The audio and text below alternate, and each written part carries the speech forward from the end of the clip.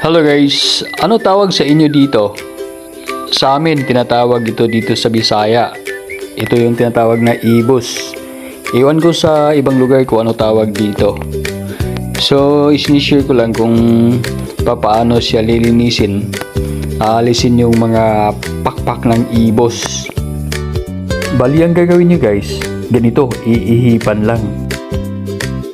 So, ganito lang yun ang pamamaraan kung paano tatanggalin. Dahil itong ibos na to, ito yung mga malalaking anay. Anay sa Bisaya.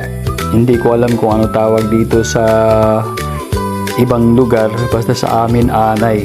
So, itong mga anay na malalaki na to, mayroon na silang pakpak. At nagsisilipara na sa gabi.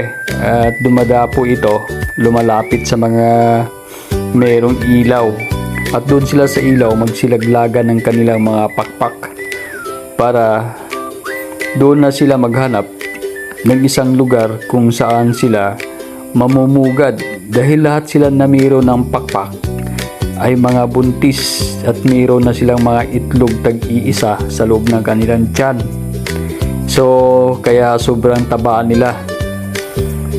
Napakasarap kainin ng mga ibos na to. So ito na yung nalilinis na mga ibos. Wala na silang pakpak.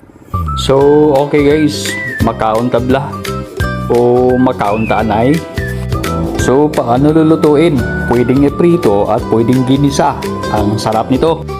Alam niyo guys, kahit anong luto ang pwede niyong gawin dito. Masarap to guys. Marunong ka man magluto, hindi, kayang-kaya mong lutuin to.